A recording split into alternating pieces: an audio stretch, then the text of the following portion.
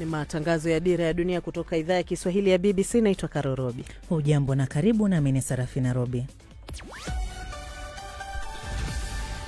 Tulionayo katika Dira ya Dunia. Rais wa Marekani ametangaza kusitisha operesheni ya kijeshi ya kusindikiza meli kupita mlango bahari wa Hormuz. Tunaumia basi wasafirishaji lita ishafika 4,000 ngapi tayari, hebu angalia hapo. Na abiria wenyewe hakuna, daraja wanasema kabisa nyeupe. Watatembea kwa miguu. Bei ya mafuta imepanda tena Tanzania, huku uhaba wa mafuta pia ukiripotiwa nchini Kenya. Leo nimehangaika sana, hata kazi zingine hatujaweza kukamilisha sababu magari zilikosa mafuta. Nimepata mafuta sasa hivi, lakini nimepitia petrol station kama 4 kabla nipate mafuta. Maandamano mengine ya kuwataka raia wa kigeni kuondoka Afrika Kusini yamefanyika leo mjini Durban. Huu ni mwendelezo wa maandamano dhidi ya wageni. Waandamanaji wanasema wanaishi kinyume cha sheria na kutokuwa na vibali. Wengine wanawalaumu kwa kuchukua makazi pamoja na kujihusisha na uhalifu hapa nchini. Na shirika la afya duniani WHO limethibitisha kisa cha 8 cha walioathirika na mkurupuko wa virusi vya hantavirus walioko katika meli ya kitalii, huku abiria 3 wakithibitishwa kufariki dunia. Katika michezo, rais wa shirikisho la soka nchini Iran asema mwenyeji wa mashindano ya kombe la dunia ni shirikisho la kandanda duniani FIFA na sio Rais Trump. Na Ima Raducanu ajiondoa michuano ya Italian Open. Mengi zaidi ni hapo baadaye katika makala ya spoti, nami Shuaib Ibrahim.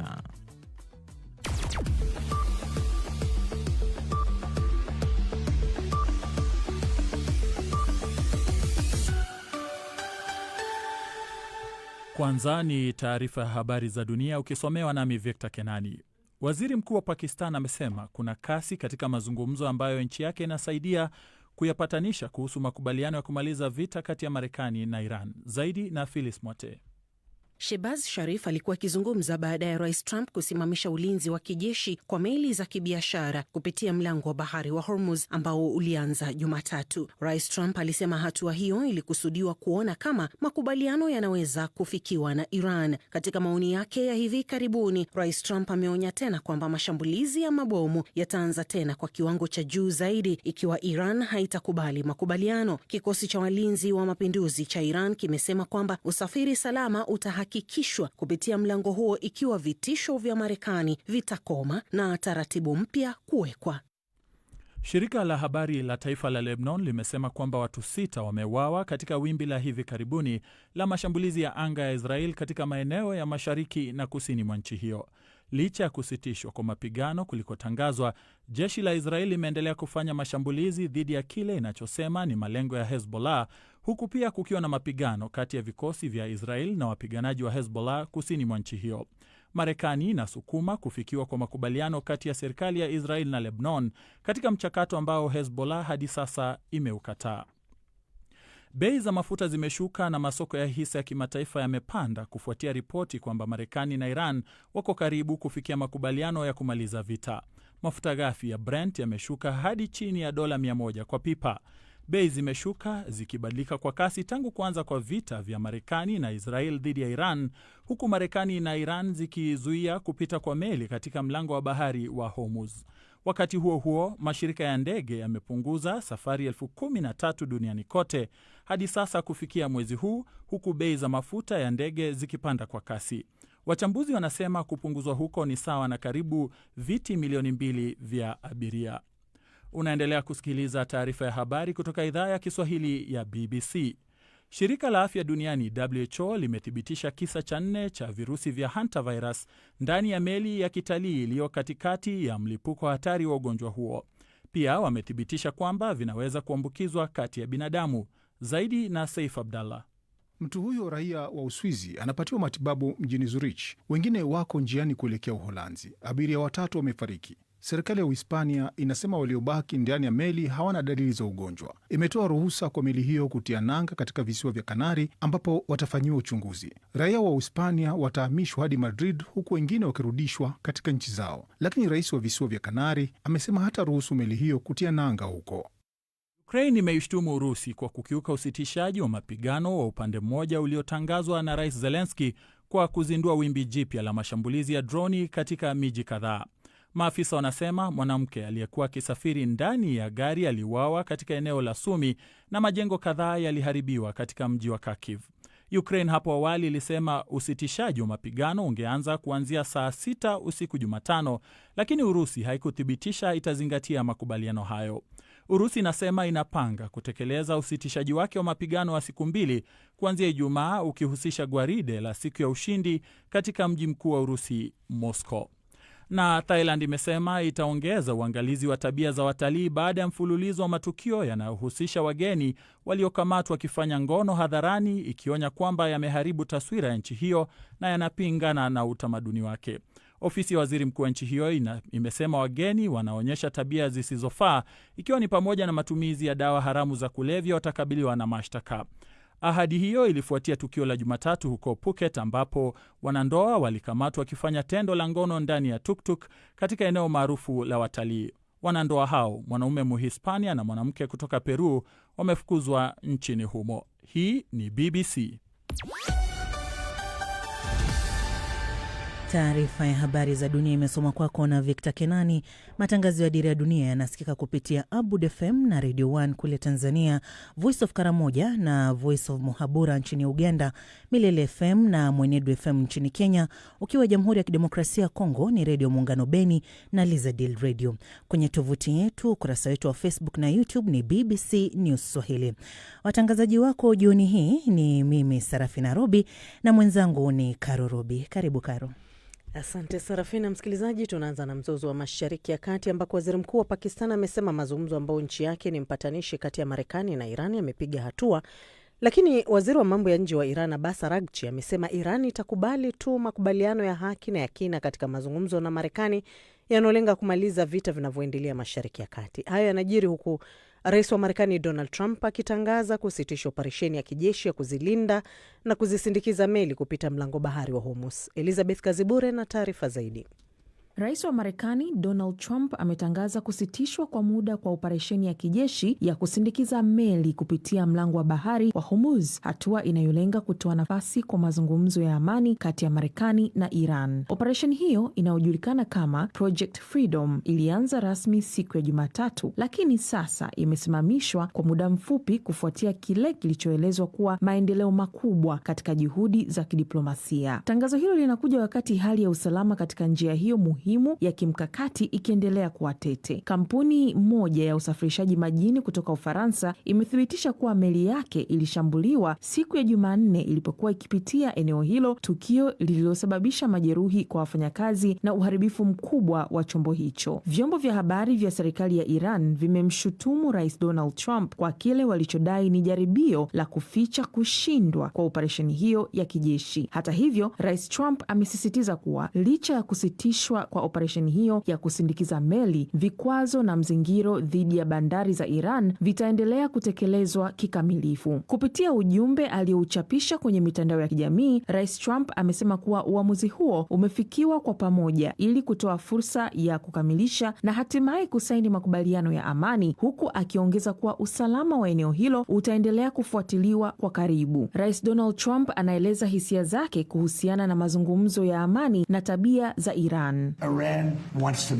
Irani inataka kufikia makubaliano. Kitu nilichokipenda kuhusu Irani ni kwamba huzungumza nami kwa heshima kubwa sana, halafu baadaye hujitokeza kwenye televisheni na kusema hatukuzungumza na rais. Huu ni mchezo wanaocheza. Hata hivyo, niseme wazi, wanataka kufikia makubaliano, na ni nani ambaye asingetaka? Ili hali jeshi lako limeporomoka kabisa, tunaweza kufanya chochote tunachokitaka dhidi yao. Ni nani asingetaka? Operesheni ya Project Freedom ilianzishwa kufuatia mvutano ulioongezeka baada ya Iran kupendekeza kuahirishwa kwa majadiliano ya nyuklia hadi baada ya kumalizika kwa vita na mgogoro wa usafirishaji. Hata hivyo, hatua hiyo ya kijeshi haikuweza kuleta utulivu uliotarajiwa na badala yake ilichochea mashambulizi zaidi katika eneo hilo. Wakati huo huo, waziri mkuu wa Pakistan, mpatanishi muhimu kati ya Iran na Marekani, amesema kuna dalili chanya katika mazungumzo ya kufikia makubaliano ya amani. Kupitia mitandao mitandao ya kijamii, Shehbaz Sharif amempongeza Rais Donald Trump kwa kusitisha ulinzi wa kijeshi kwa meli za kibiashara katika mlango bahari wa Hormuz. Waziri Mkuu wa Pakistan ameeleza kuwa uamuzi huo umetokana na juhudi za pamoja za kidiplomasia zikihusisha Pakistan pamoja na mataifa mengine kama Saudi Arabia chini ya uongozi wa Mohammed bin Salman. Pakistani imekuwa ikibadilishana mapendekezo kati ya Tehran na Washington. Aidha, kampuni ya usafirishaji ya Ufaransa imethibitisha kuwa moja ya meli zake ilishambuliwa Jumanne wakati ikipita katika njia hiyo muhimu na kusababisha majeraha kwa wahudumu pamoja na uharibifu wa meli. Tangu kuzuka kwa vita mnamo tarehe 28 Februari vinavyohusisha Marekani na Israel, Iran imekuwa ikidhibiti kwa kiasi kikubwa usafirishaji katika mlango wa Hormuz, moja ya njia muhimu zaidi za biashara ya mafuta duniani. Katika kipindi hicho, mashambulizi ya makombora na ndege zisizo na rubani yameripotiwa kulenga meli kadhaa za kibiashara pamoja na miundombinu ya kimkakati katika eneo la Ghuba. Ingawa Rais Trump anadai kuwa kuna mafanikio ya kijeshi dhidi ya Iran, uamuzi wa kusitisha kwa muda operesheni hiyo unaashiria mwelekeo mpya wa kutafuta suluhu ya kidiplomasia katika mgogoro huo unaoendelea kuvuta hisia za kimataifa, huku akionya Rais Trump ametishia tena kwamba mashambulizi ya mabomu yataanza upya kwa nguvu na kasi kubwa zaidi iwapo Tehran haitakubali kufikiwa kwa makubaliano. Walinzi wa mapinduzi wa Iran wamesema kuwa usalama wa kupita kiasi katika mlango wa bahari utahakikishwa iwapo vitisho vya Marekani vitasitishwa na taratibu mpya kuwekwa. Taarifa hii inaakisi hali ya mvutano unaoendelea ambapo mashambulizi yanaweza kuongezwa kwa kiwango kikubwa zaidi ikiwa makubaliano hayatapatikana. Elizabeth Kazibure, BBC, Dira ya Dunia. Baharia raia wa Tanzania amefariki dunia wakati akihudumu katika meli kwa jina Volans, kwa mujibu wa shirika la wakala wa meli Tanzania TASAC. Kifo cha baharia huyo kwa jina Mchama Maregesi Mungu kilitokea tarehe 3 mwezi Mei mwaka huu. Meli hiyo iliyobeba bendera ya Umoja wa Falme za Kiarabu ilikuwa safarini kutokea UAE kuelekea nchini Oman. Chombo hicho kilishambuliwa kwa bomu wakati kikivuka kwenye mlango bahari wa Hormuz uliopo kati ya nchi za Iran na Oman. Kuelewa zaidi, nimezungumza na Kapteni Josaya Mwakibuja anayeanza kwa kuelezea hali ya awali kabla ya kifo cha baharia huyo raia wa Tanzania Mchama Maregesi Mungu. Taarifa tulizopata kupitia kwa raia wenzetu, taifa ndio kuanzia huko, watuambia kwamba walikuwa wakipita eneo hilo, washafanikiwa kupita, lakini bahati mbaya kawa chombo chao kimepigwa bomu. Sasa baada ya hapo wanasemekana kwamba yeye alikuwa amelala, mpaka moto kamfika. Taarifa ambayo tumezipata kupitia wenzetu mabaharia. Mlango wa Hormuz unajulikana kuwa na msukosuko wa kisiasa na kiusalama. Sasa je, kwa sasa hali ya hatari kwa meli za kibiashara imefikia kiwango gani katika eneo hilo, hasa kwa wafanyabiashara wa usafirishaji bidhaa wa Tanzania? Kwa kweli bado ni changamoto kwa kweli, kwa sababu hali ya kiusalama kama ilivyo, hata sisi wenyewe mabaharia inatupa changamoto kwa kweli katika upande wa usafirishaji katika maeneo hayo, sababu kwamba unategemea kama unavyoona 98% ya biashara ya mizigo mingi ya kibiashara inatumia usafiri wa bahari. Kwa kweli bado italeta hadhari kubwa hali ya namna hii, kana atakuwa huduma za usafirishaji wa meli utapungua, kwa hiyo viwango vya maisha vitakuwa juu kwa kweli. Na je, kuna itifaki gani za kiusalama, safety protocols, ambazo meli na mabaharia wanapaswa kufuata wanapopita katika high risk areas kama hizo? Mikakati mara nyingi kwa sikia namna hiyo, huwa tunachukua tahadhari za kupita maeneo hayo kwa kuongeza, huwa tunajaribu kuongeza uangalizi zaidi kwa maeneo hayo na kuchukua tahadhari pia za kiusalama kwa masima baharia, na hata ikiwezekana kwamba kama sio muhimu eneo kupita, huwa tunabadilisha pia mwelekeo kuweza kupita maeneo hayo. Lakini ni vitu hatari sana katika hali ya namna hii, kwa sababu tunapata changamoto sana. Na kwa kuzingatia kuwa marehemu ni Mtanzania, kuna utaratibu gani wa kisheria au wa kidiplomasia ambao mamlaka za bahari kama TASAC au vyama vya mabaharia zinachukua sasa hivi kurudisha mwili au kufuatilia fidia? Tunashukuru serikali yetu ya Jamhuri ya Tanzania kupitia taasisi yake TASAC, maana taarifa zote tulizozipata kuweza kujaribu kuwasiliana kwa wenyewe, na tuliporudi kwenye upande wa TASAC walichukua kwa 100%. Mpaka na sisi wenyewe tunajaribu kuja kufuatilia, kuwapa taarifa kwamba nao wenzetu walishafuatilia zaidi na zaidi. Kwa kweli kusema kwa mpaka sasa hivi TASAC wamelibeba, na kutabeba wenzetu ya Abu Dhabi pamoja na London, na baadhi ya kampuni yenyewe pia alikuwa anafanya kazi marehemu, imetoa ushirikiano mkubwa. Kwa tuseme kwamba 100% kubwa tunashukuru pia TASAC. Tia meja kwa mabaharia, tuseme kupitia DG mwenyewe, lakini alisimamia sana zaidi na baada anasimamia meneja ya mabaharia anaitwa Engineer Lamek. Kwa hiyo tunashukuru sana TASAC. Na kuna taarifa yote kutoka kwa familia? Familia pia kuna ushirikiano mkubwa familia, na tuweza kuuliza kidogo familia na ushirikiano mkubwa kwa kushirikiana baina ya TASAC na familia, na taratibu zinafanyika nzuri ambazo tunasubiria taarifa kwamba lini haiti italeta, kwa sababu siku zote kitu kama hiko lazima ghafla aweze lazima kunakuwa na uchunguzi unafanyika mpaka jiridhisha taratibu zao za kule, then wataposema siku fulani wataweza kupangia tarehe na kuweza kupokea maiti airport. Lakini kwa asilimia kubwa upande wa TASAC walifuatilia zaidi hili swala, serikali imesimamia sana hili swala la msiba. Vilevile hapo awali umeweza kuzungumzia kuhusiana na changamoto ambazo mabaharia wanakumbana nazo. Naomba uweze kutueleza kwa upana hata zaidi kuhusiana na hilo na ni jinsi gani ambavyo zinaweza zikaangaziwa. Changamoto kwa wanapata mabaharia ni nyingi, ikiwemo mikataba isiyoeleweka vizuri, kucheleweshwa kwa mishahara, mazingira ya kazi hatarishi ya kazi, ukosefu wa taarifa za kiusalama, na wakati mwingine kosa uwakilishi walipopata matatizo nje ya nchi zinatokea hizo. Pia kuna changamoto za kupata nafasi za mafunzo ya baharini, msongo wa mawazo, tuseme ni msongo wa mawazo kutokana na kutengana na familia, hiyo mojawapo, hatari za uharamia na migogoro ya kijeshi, gharama kubwa za kupata vitu. Una neno gani kwa mabaharia wengine wa kimataifa na hata wa Kitanzania ambao kwa sasa wapo majini au wanaelekea katika maeneo yenye migogoro kama hiyo? Ni kuwa makini, kusema kweli, hizi sehemu hatarishi tunazo makini, pia tufuate kusikiliza vyombo vya taarifa mbalimbali za kiusalama za kitaifa na kimataifa ili tuepukane na majanga ambayo yanaweza kutokea tukiwa baharini. Tujiendeze pia kielimu, hiyo ndio mambo ambayo unaweza tukashauri kwa kweli kama baharia. Lakini ukiangalia ni fani yetu, ili kuwa makini katika maeneo yetu ya kazi. Kuwa makini kwa kweli, kwa sababu tumesoma mabaharia, tumekaa vioni, na tunapokuwa kazini kunakuwa kama alivyosema, kunakuwa na mafunzo mbalimbali ya ulinzi na usalama ndani ya meli. Kwa hiyo tunalikuwa makini na kuendelea kumbushana, kuendelea kupata elimu. Na msikilizaji, huyo ni Josiah Mwakibuja kama alivyozungumza na mwenzangu Sarafina Robi. Na tukiwa bado katika swala hilo la mzozo wa Mashariki ya Kati, China imeitaka Iran kufungua haraka iwezekanavyo mlango bahari wa Hormuz. Hayo yanakuja huku waziri wa mambo ya nje wa China Wang Yi akikutana na mwenzake wa Iran Abbas Araghchi ambaye yuko ziarani mjini Beijing. Taarifa zaidi na Isabela Mwagodi. Lakini kwa nini China inasisitiza kufunguliwa kwa njia hiyo ya maji? Mlango bahari wa Hormuz ni mshipa wa uchumi wa dunia, ukisafirisha zaidi ya 20% ya mafuta na gesi duniani kote. China ambayo ndio mnunuzi mkuu wa mafuta ya Iran inaumia zaidi. Waziri wa mambo ya nje wa Marekani Marco Rubio anasema wazi kuwa China inapata hasara kubwa kuliko hata Marekani yenyewe.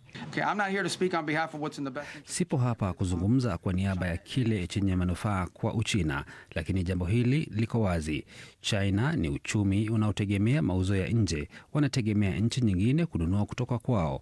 Sasa huwezi kununua kutoka kwao ikiwa huwezi kusafirisha bidhaa hizo, na huwezi kununua kutoka kwao ikiwa uchumi wako unaharibiwa na kile ambacho Iran inakifanya.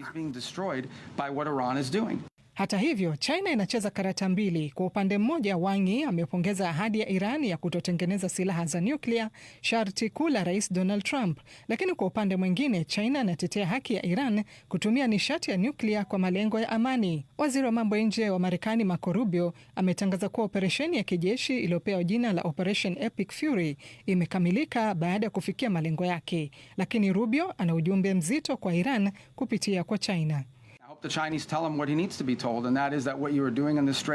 Natumai Wachina wataambiwa kile wanachostahili kuambiwa, na hicho ni kwamba kile mnachokifanya kwenye mlango wa bahari wa Hormuz kinasababisha mtengwe na ulimwengu nzima. Ninyi ndio wabaya katika jambo hili. Hamstahili kuwa mnalipua meli, hamstahili kuwa mnatega mabomu ya baharini, hamstahili kuwa mnajaribu kuushikilia mateka uchumi wa dunia. Natumai huo ndio ujumbe watakaowafikishia. Wakati haya kijiri, Iran imesisitiza kuwa italinda mamlaka yake, lakini ipo tayari kwa mazungumzo ya amani. Wanatafuta mradi mpya wa usalama wa kikanda ambao mataifa ya Ghuba yatashika hatamu yao wenyewe bila kutegemea Marekani, pendekezo ambalo China inaliunga mkono kwa dhati. Wiki ijayo itakuwa ya maamuzi. Rais Donald Trump anatarajiwa kuwasili Beijing tarehe 14 Mei, huku Pakistan ikijaribu kuwa mpatanishi kati ya Washington na Tehran. Ulimwengu unasubiri kuona kama diplomasia itashinda mabomu na vikwazo. Je, Iran italegeza kamba na kufungua njia hiyo muhimu ya mafuta? Na je, Marekani itaondoa kizuizi chake dhidi ya bandari ya Iran? Ni maswali ambayo majibu yake yataamua bei ya mafuta na amani ya dunia katika siku zijazo. Isabella Mwagodi, Dira ya Dunia, BBC. Sasa mamlaka ya udhibiti wa huduma za nishati na maji EWURA imetangaza bei mpya ya mafuta kuanzia leo. Dizeli bado inafadhiliwa na serikali, ila bei imeongezeka kutoka shilingi 3,806 za Tanzania mwezi Aprili hadi shilingi 4,248 za Tanzania mwezi Mei kwa lita. Petroli pia imepanda kutoka shilingi 3,820 za Tanzania hadi shilingi 4,115 za Tanzania, ongezeko la shilingi 295 za Tanzania kwa lita jijini Dar es Salaam. Ongezeko hilo limechangiwa zaidi na kupanda kwa bei ya mafuta duniani kulikosababishwa na mzozo unaoendelea Mashariki ya Kati unaohusisha Marekani, Israel na Iran, ambao umetatiza uzalishaji na usambazaji wa mafuta. Kufungwa kwa mlango bahari wa Hormuz pia kumeathiri usafirishaji wa meli na duniani na kuongezeka kwa gharama. Kwanza mimi naitwa Idi Juma, sawa. Bei ya mafuta nimepokea kutokana na hali ilivyokuwepo ya maisha sasa hivi. Maisha yamebadilika, sawa ila tunaumia basi wasafirishaji. Lita ishafika 4,000 na ngapi tale, hebu angalia ndio. Wapesi kesho kutoka safika 5 cha moja taishiji maisha. Hebu wa balance kwanza, kwa hii hali wa balance kidogo, watu wanalia sana. Majina yetu Bashiru Rashidi, usafirishaji. Maana yake kusema hiyo lita moja sasa 1,115. Kwanza kuipata shilingi 100 kwanza ngumu. Semgeo kenda 4,000 kuwekea, wanataka na 100. Na sengeo wanataka na 500. Bado tuwekea 5,000 kamili kama vipi tujue moja. Unaona? Na abiria wenyewe hakuna. Daraja wanasema kabisa nyeupe. Watu watembea kwa miguu. Watokee basi hata kidogo tu 5 kamili kama vipi tujue nauli zizidi, au kama vipi watu watembea kwa miguu kama zamani tujue moja. Mimi naitwa Abdalla Saidi. Wajua asilimia nyingi sana watu wa bodaboda wengi tuko hali ya chini ya kimaisha, kwa sababu mtu kumwambia ile kanunue mafuta ya shilingi 4,800, mwingine kashazoea shilingi 3,000, apige apate shilingi ngapi aongeze tena. Lakini serikali tunaweza tukailaumu, lakini upande wa pili mafuta yanapotoka ndio kuna shida sana. Huku mafuta ya bei ikiongezeka huko Tanzania, hapa nchini Kenya baadhi ya vituo wengi wamefika wenye magari na wakakosa mafuta. Mwenzangu Ahmed Bahaj alikwenda mitaani kupata maoni ya walioathirika na uhaba wa mafuta hapa nchini Kenya.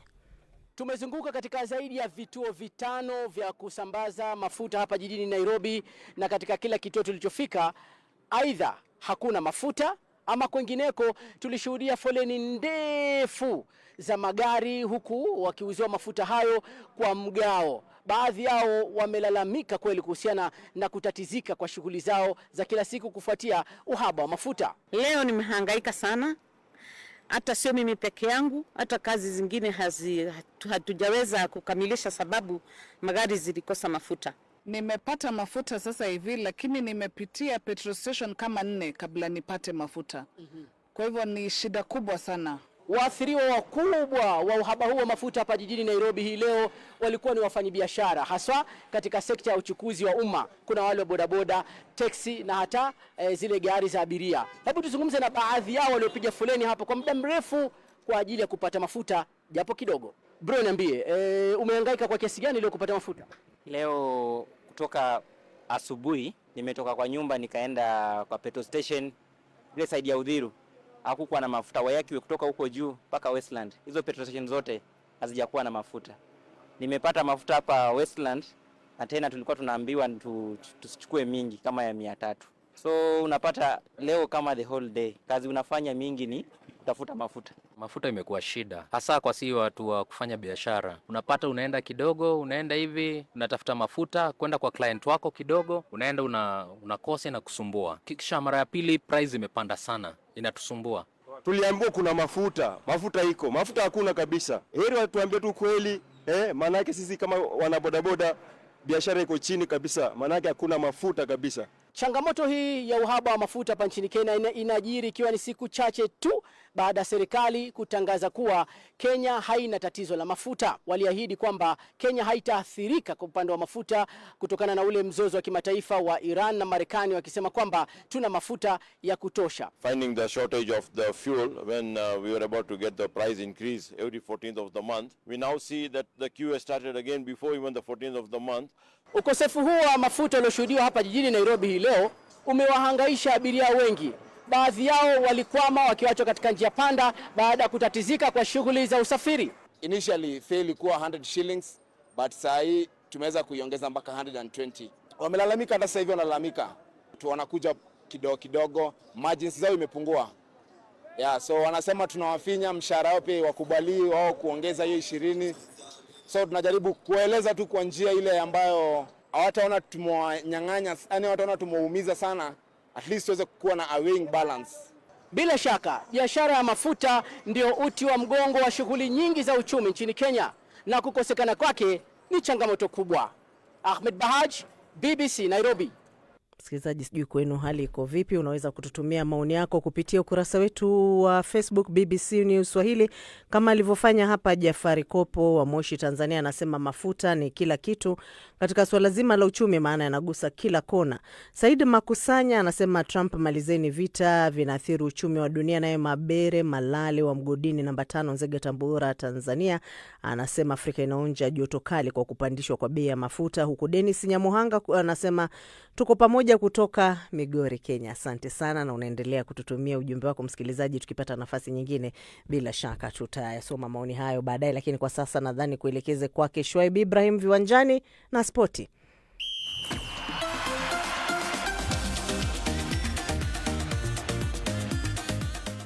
Na asante. Shirikisho la soka nchini Iran limesisitiza kwamba ushiriki wa nchi hiyo katika michuano ya kombe la dunia ya mwaka huu unapaswa kushughulikiwa kwa heshima na kutahadharisha kuwa masuala ya kisiasa yanaweza kuvuruga ushiriki wao katika mashindano hayo ya mwezi ujao. Ahmed Bahaj anatupasha zaidi. Rais wa shirikisho hilo Mehdi Taj amebaini kuwa mamlaka ya uandalizi wa michuano hiyo ipo mikononi mwa shirikisho la soka duniani FIFA na sio Marekani au hata Rais Trump.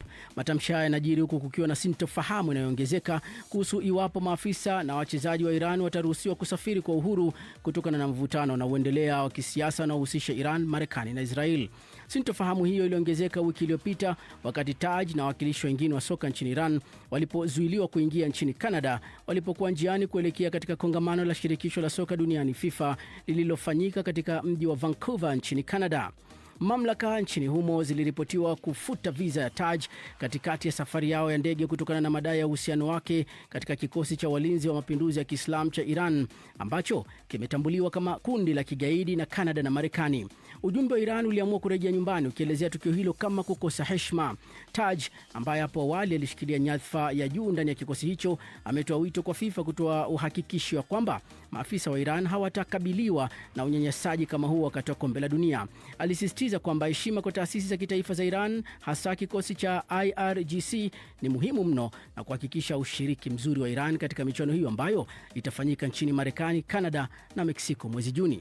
Barabara kabisa. Nikisalia kwenye michuano hiyo, kocha wa timu taifa ya Marekani Mauricio Pochettino amesema Marekani ina wachezaji wenye vipaji na ukomavu wa akili kufanya vizuri katika mashindano ya kombe la dunia, hususan wakiwa wenyeji. Kocha huyo amekiri kwamba kuna matarajio makubwa aliyowekewa na shirikisho la soka nchini humo tangu alipoingia usukani mwa timu hiyo mwezi Septemba mwaka 2024, lakini anasisitiza kuwa shinikizo hilo inaweza kubadilishwa na kuwa nguvu chanya kadri mashindano hayo yanavyokaribia. Na serikali ya Uingereza imesema ipo katika majadiliano kuhusu kuunga mkono ombi la kuandaa michezo ya Olimpiki ya mwaka 2040 pamoja na michezo ya Olimpiki ya watu wanaoishi na ulemavu itakayofanyika mwaka huo huo. Serikali hiyo imeongeza kuwa hatua ya kwanza itakuwa kutathmini iwapo Uingereza inaweza kuwa mwenyeji wa michezo hiyo kwa mara ya kwanza tangu mwaka wa 2012, kutathmini masuala muhimu kama vile gharama inayowezekana pamoja na manufaa kwa kijamii na vile uchumi wa taifa hilo kutokana na michezo ya Olimpiki. Mwaka uliopita, meya wa mji wa London Sadiq Khan alisema kwamba angependa jiji hilo kuwasilisha ombi la kuandaa michezo ya Olimpiki ya mwaka 2040, huku mji wa Los Angeles wa Marekani na mji wa Brisbane wa Australia ikiwa ndio mwenyeji wa michezo ya Olimpiki ya mwaka 2028 na mwaka 2032 mtawalia. Kamati ya Olimpiki ya kimataifa IOC bado haijachagua mji utakaoandaa michezo hiyo katika mwaka wa 2036 na kuendelea. Na katika tenis, Ima Raducanu amejiondoa kwenye michuano ya Italian Open huku akiendelea kusumbuliwa na athari za ugonjwa wa virusi aliyougua hivi karibuni. Mchezaji huyo nambari 1 wa Uingereza kwa akina dada alikuwa akifanya mazoezi katika mji wa Rome wa Italia na baadaye kuzungumza na waandishi habari kuelekea michuano hiyo, lakini alifanya uamuzi wa mwisho pamoja na timu yake kujiondoa kabla ya mchezo wake wa kwanza. Raducanu hajacheza mashindano yoyote tangu aliposhiriki michuano ya Indian Wells Open ya nchini Marekani mapema mwezi Machi. Tangu wakati huo amejiondoa kwenye mashindano kadhaa yakiwemo ya Miami Open na Linz Open na Madrid Open kutokana na kuendelea kusumbuliwa na athari za virusi alivyopata mwezi wa Februari mwaka huu. Na huo ndio mwisho wa makala ya michezo, msikilizaji. Jina langu ni Shuaib Ibrahim.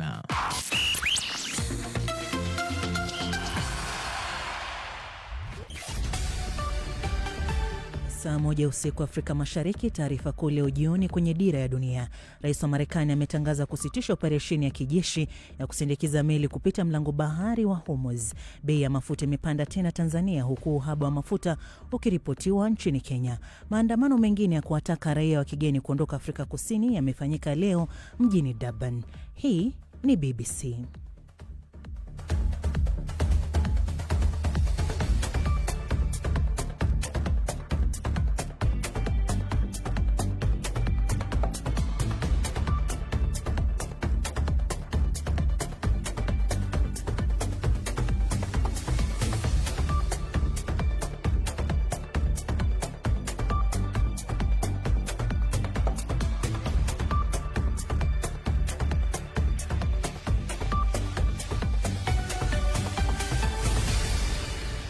Ndo mwanzo unajiunga nasi, hujachelewa sana. Ndo tumefika nusu ya kipindi hiki cha Dira ya Dunia kwa siku hii ya leo ya Jumatano.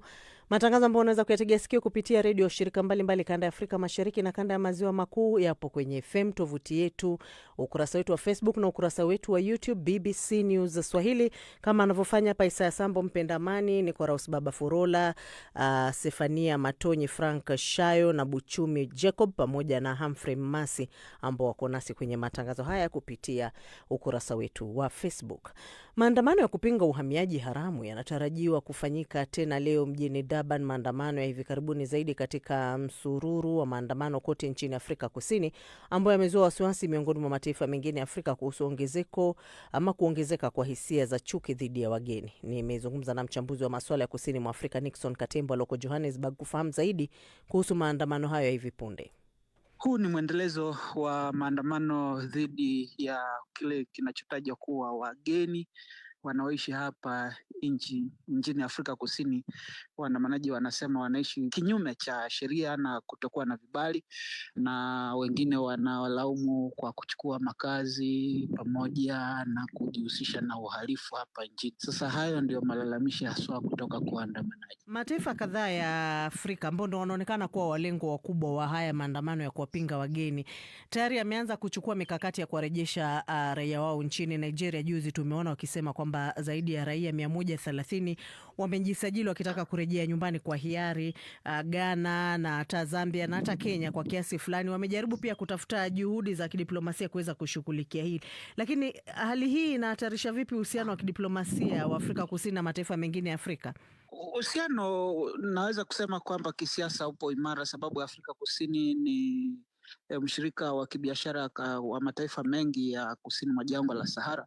Lakini hii kwa kweli inaweka doa kwamba hakuna usalama kwa wageni kwa nchini Afrika Kusini. Hilo ni moja, lakini pia kihistoria Afrika Kusini pia kuweza kujisahau kwa ule usaidizi uliopewa kwa wanaharakati wa ukombozi kwa kuikomboa nchi hii. Sasa kidogo hii inaleta doa kwa uhusiano wa Afrika Kusini na mataifa mengine, lakini naona Rais Cyril Ramaphosa amefanya ziara ya ghafla huko nchini Zimbabwe kuonana na Rais Emmerson Mnangagwa, na hivi sasa jana na hii leo amekutana na Rais wa Msumbiji Daniel Chapo. Nadhani hii ni katika kuhakikisha kwamba kuwe na mvutano zaidi wa mahusiano kati ya Afrika Kusini na mataifa haswa jirani na mengine mataifa ya bara la Afrika. Juhudi hizo lakini wengi wanahisi pengine si za kuridhisha ama hazitoshi.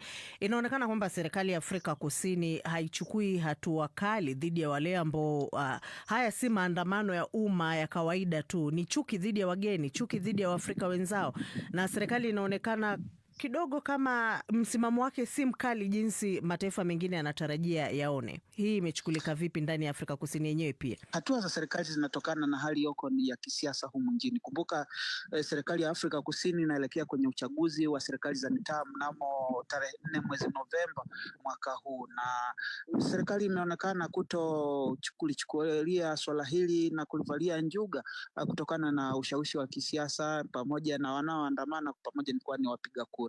Na tayari kuna vyama vya kisiasa ambavyo viko nyuma pazia katika kushiriki na kusukuma maandamano haya.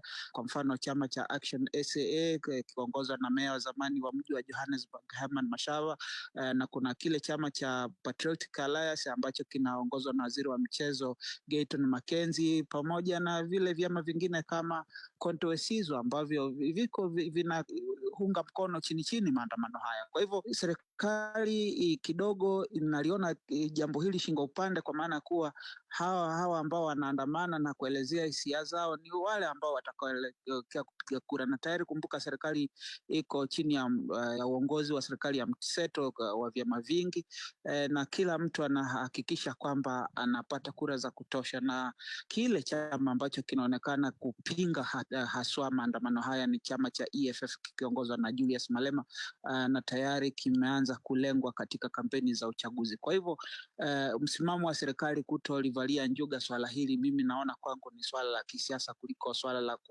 la kisera, ambako serikali inajua kwamba si halali kuwafukuza wageni ama kuendeleza chuki ya wageni, lakini kutokana na maslahi ya kisiasa. Kumekuwa na maandamano hayo katika miji kadhaa. Je, tutarajie kutokana na hicho ulichokizungumza kwamba kinachochewa zaidi na swala la kisiasa, pengine tutashuhudia maandamano yakisambaa kwenye miji mingine mbali na kwa mfano huwa leo wa Durban, kulikuwa na kule Gauteng, KwaZulu Natal, na sasa je tuwe na wasiwasi huo kwamba huenda yakazagaa kote nchini? Kukiangalia swala hii ya kuelekea uchaguzi, bila shaka maandamano yataendelea kuzagaa katika maeneo mbalimbali ya Afrika Kusini, ikiwemo miji mikubwa, na tunapozungumza na wewe tayari kuna maandamano katika kitongoji cha Tembisa nje kidogo ya jiji la Johannesburg. Hii ni mojawapo ya vitongoji ambavyo kunakaa watu maskini, na tayari wanaandama wafanyabiashara wa kigeni kwamba waondoke katika maeneo haya, hawataki,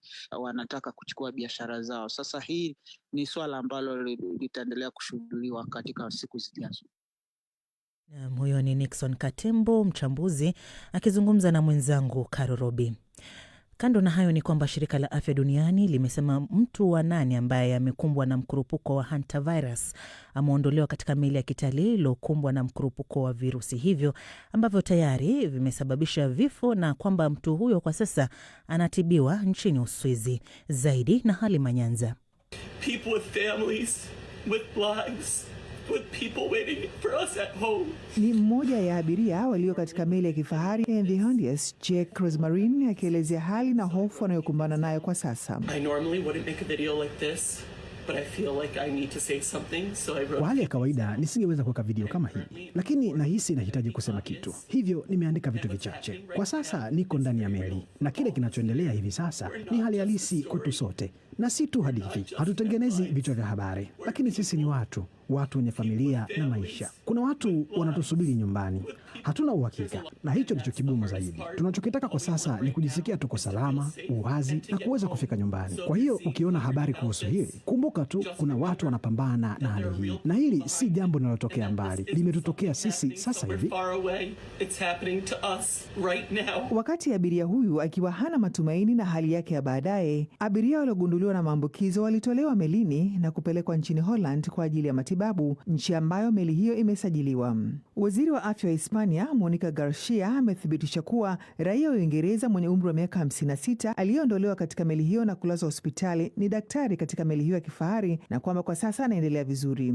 Awali, Afrika Kusini iliripoti kulazwa kwa daktari huyo. Waziri wa afya nchi hiyo, Aaron Motsoaledi, aliarifu kuwa vipimo viligundua aina ya virusi vya Andes kwa mwanamke wa Kiholanzi aliyefariki mjini Johannesburg na kwa raia huyo wa Uingereza. Aidha, Afrika Kusini imethibitisha pia aina ya hantavirus ambayo inasababisha maambukizo kati ya binadamu kutoka kwa watu wawili waliokuwa katika meli hiyo ya kitalii. BBC imeshuhudia hati zilizowasilishwa leo asubuhi na waziri wa afya wa Afrika Kusini, Aaron Motsoaledi, katika bunge la nchi hiyo, ambayo inabainisha kuwepo kwa aina hiyo ya virusi kwenye meli hiyo ya kifahari ambavyo vinasababisha maambukizo kati ya binadamu. Shirika la Afya Duniani tayari limeripoti kwamba watu 3 wamefariki na ugonjwa huo. Wakati huo, Hispania imesema abiria waliobaki ndani ya meli hiyo hawajaonyesha dalili za kuambukizwa virusi hivyo na kuongeza kuwa itatoa kibali kwa meli hiyo kutia nanga katika visiwa vya Kanari ambako abiria watachunguzwa, na kwamba raia wa Hispania baada ya kuchunguzwa watapelekwa katika mji mkuu Madrid, huku wengine wakipelekwa katika nchi zao. Siku chache zijazo, meli hiyo inatarajiwa kutia nanga katika visiwa vya Kanari. Hata hivyo, rais wa visiwa hivyo amesema hawatakubaliana na hilo.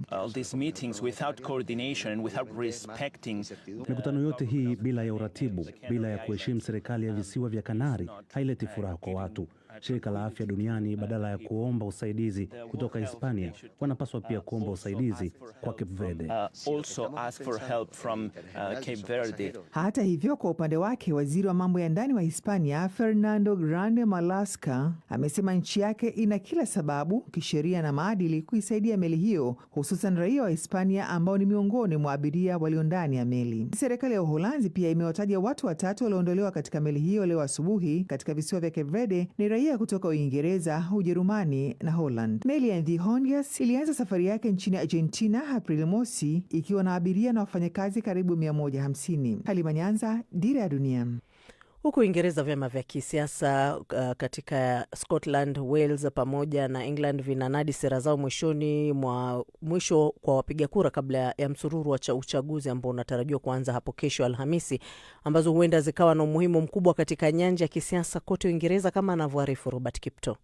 Kiongozi wa chama cha Conservatives nchini Uingereza, Kemi Badenoch, amesema kuwa chama chake kinakabiliana na uhalisia wa mfumo wa vyama vingi vya kisiasa, huku chama hicho kikitarajiwa kushindwa katika maeneo kadhaa katika uchaguzi wa serikali za mitaa na ubunge utakaofanyika hiyo kesho. Badenoch amesema kuwa anaongoza chama kipya cha kisiasa na anatarajia kuwa watapata ushindi katika maeneo mengi wakati matokeo ya uchaguzi yatakapotangazwa siku ya Ijumaa, ila amekiri kuwa ushawishi wa vyama vikuu vya kisiasa nchini humo vya Conservative na Labour unaendelea kudidimia. Chama cha Reform UK kinachoongozwa na Nigel Farage kimekuwa kikiongoza kura ya maoni kwa zaidi ya mwaka mmoja sasa, na kinatarajiwa kuwa chama hicho kitashinda viti vingi katika mabaraza ya miji nchini Uingereza na viti vingi vya ubunge nchini Uskoti na Wales. Badenoch amekariri kuwa hawezi kushiriki katika maafikiano ya aina yoyote na wapinzani wake, huku akidai kuwa chama cha Conservative kimepata umaarufu mkubwa baada ya wabunge waliokisiwa kuwa wapinzani ndani ya chama kuhamia chama kinachoongozwa na Nigel Farage. Kiongozi huyo wa Conservative ana umaarufu mkubwa kuliko bwana Farage na waziri mkuu Sir Keir Starmer. Haya ni kwa mujibu wa uchunguzi uliofanywa na shirika la YouGov. Kulingana na utafiti huo, Badenoch anaongoza akifuatwa na Nigel Farage, huku waziri mkuu akiwa katika nafasi ya 3. Lakini chama chake kingali nyuma ya chama cha Farage kwa umaarufu kote nchini humo. Kwa upande wake, bwana Farage amesema chama chake cha Reform UK kitakuwa chama cha pekee cha kitaifa baada ya uchaguzi huo utakaofanyika hiyo kesho.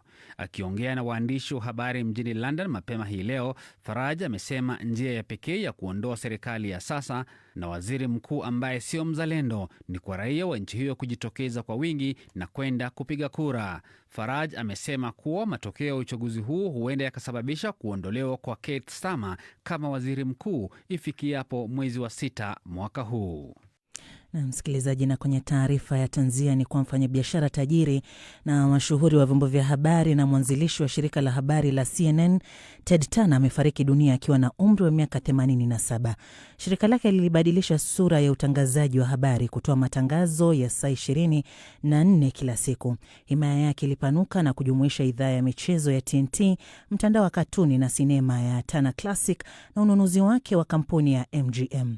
Turner pia alikuwa mfadhili mkuu akichangia zaidi ya dola bilioni 1 kuunda wakfu wa Umoja wa Mataifa, shirika la hisani la umma, ili kupanua uungaji mkono wa Marekani kwa Umoja wa Mataifa. Na msikilizaji, kama ulivyosikia hapo, taarifa hiyo pia unaweza kuipata baadaye kwenye mtandao wetu, tovuti yetu BBC News Swahili.com, na pia utapata taarifa nyingine hapo kemkem. Bahari ni kitu cha kipekee ambayo bado haijachunguzwa kikamilifu, yani 95% bado ni siri. Hiyo ni ndio ilomvutia Farhia Elmi mwenye umri wa miaka 26, mtaalamu wa sayansi ya bahari kutoka Tanzania. Licha ya changamoto na matarajio ya familia kuwa daktari wa binadamu, alichagua kufuata ndoto yake kuwa mtaalamu wa sayansi ya bahari. Leo kupitia kampuni yake anatoa ajira kwa vijana na wanawake, huku akihamasisha uhifadhi wa bahari. Kwake bahari sio tu kazi, ni tiba, mazoezi na maisha, kama alivyomsimulia Martha Saranga kwenye waridi wa BBC.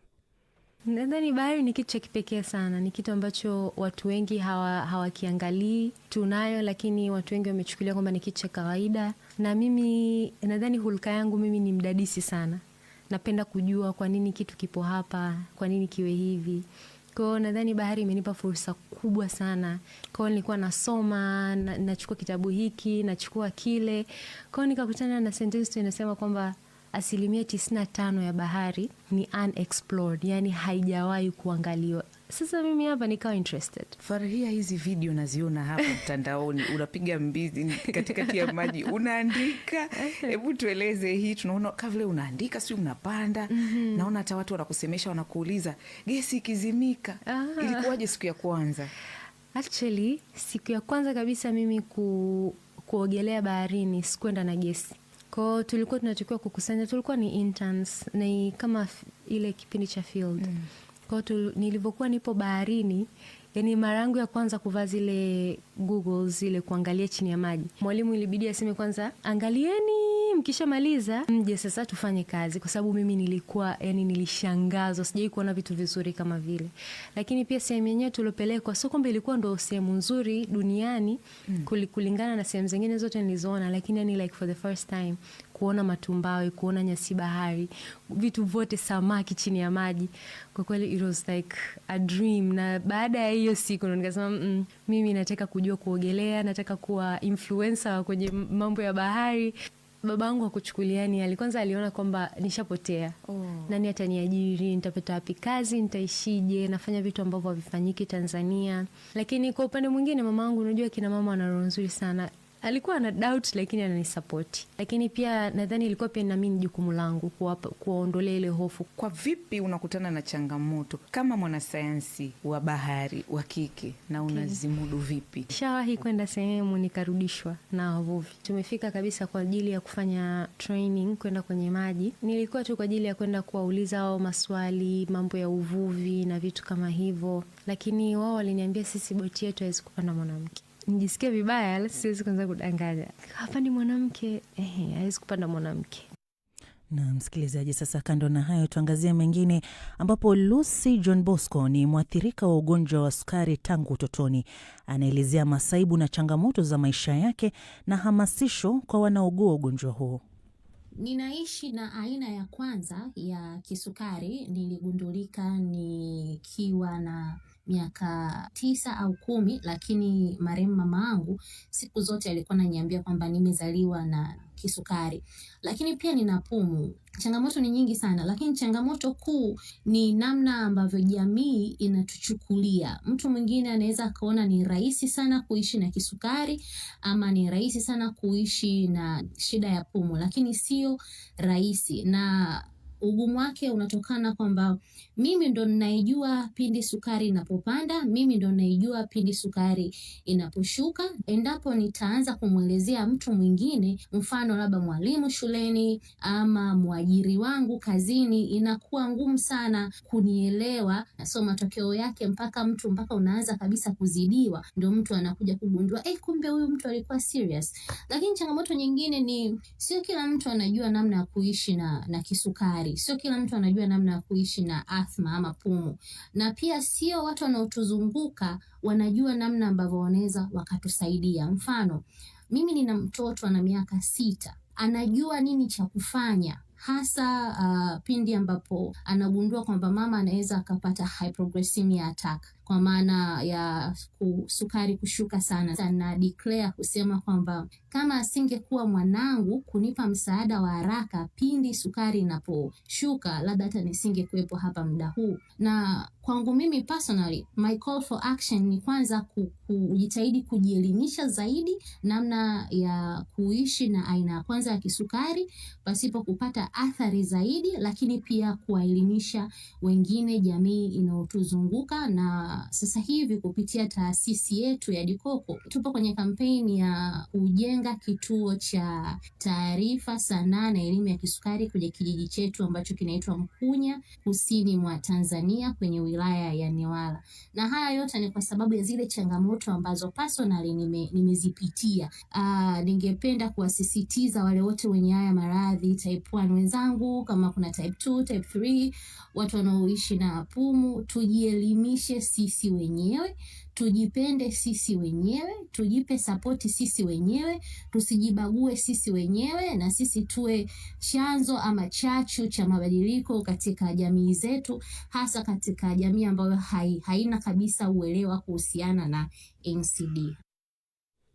Na msikilizaji, huyo ni Lucy John Bosco, mwathiri wa ugonjwa wa sukari tangu utotoni, kama alivyozungumza na wenzangu. Na ili kufahamu zaidi, mwenzangu Skola Kisanga alizungumza na Dr. Ntuli Kapologwe.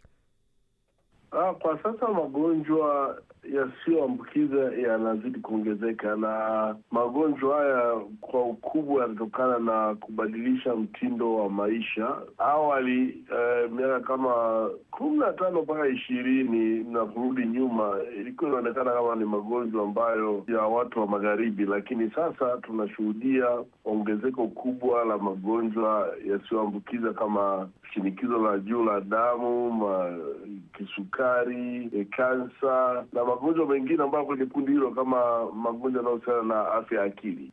Afrika kwa sasa linaleta changamoto kubwa, kwa sababu magonjwa mengi tuliokuwa tumeyazoea ni yale ya kuambukiza ambayo ilikuwa ni ukimwi, kifua kikuu pamoja na malaria. Wengi wanajiuliza ama wanatamani kufahamu nini hasa kinachochangia ongezeko la magonjwa haya yasiyo ya kuambukiza, yani non-communicable diseases, kwa mfano kisukari na saratani. Kwa sasa si kwa watu hata wenye umri mkubwa, hata watu wenye umri mdogo, na takwimu zinaonyesha vijana na watoto pia walio na umri chini ya miaka 20 amepata changamoto hii ya magonjwa yasiyo ya kuambukiza. Nini kinachochangia hasa? Kubwa kabisa ni kubadilika kwa mtindo wa maisha. Watu wengi kutokana na maendeleo, wengi hawashughulishi miili yao, tofauti na miaka ya nyuma ambapo watu walikuwa wanatembea umbali kiasi fulani. Shule nyingi zimejengwa, hazina viwanja vya michezo, na kutokushughulisha mwili maana yake unapelekea huwa na ongezeko la uzito mkubwa, na ongezeko la uzito mkubwa unaambatana sana na magonjwa mbalimbali. Lakini lingine kwa sasa ni matumizi makubwa ya tumbaku na shisha. Lakini lingine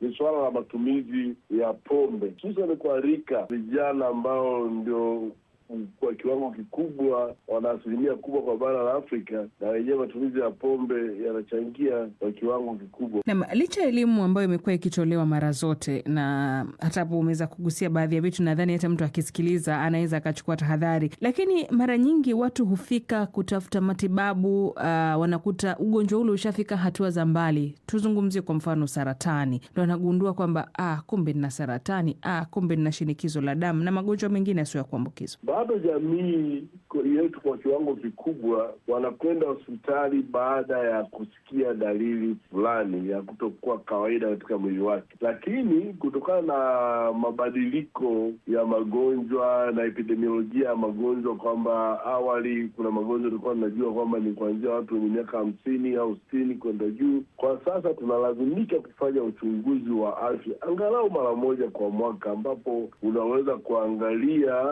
shinikizo la juu la damu, unaweza kuangalia kiwango cha sukari katika damu. Lakini ukiachia hivyo, unatakiwa pia uangalie au kuskrini kwa magonjwa ya saratani, hususan saratani kama za mlango wa kizazi kwa wanawake, pamoja na saratani la matiti kwa wanawake pia. Kwa mfano, saratani nyingi ikiwa katika hatua ya kwanza huwa inatibika, nyingine mpaka hatua ya pili, lakini baada ya 3 na 4 inakuwa ni ngumu sana kutibika. Lakini pia kwa magonjwa mengine kama shinikizo la juu la damu inakuhitaji kuweza kubaini mapema, kwa sababu ndio hapo ni rahisi kuweza kupata ugonjwa kama kiharusi. Unasikia watu wanaanguka bafuni, au walikuwa wanatembea barabarani, au walikuwa wanaendesha gari. Hiyo ni vitu miongoni mwa vitu ambavyo tunaweza kuvihamasisha sana. Na sisi kama Jumuiya ya Afya Afrika Mashariki ya Kati na Kusini, ECSA, tumeanzisha kampeni mbalimbali katika nchi zetu ambazo ni wanachama, ili watu kujitokeza mapema na kupima afya zao, lakini na kuzingatia mitindo bora ya maisha, ikiwemo kufanya mazoezi,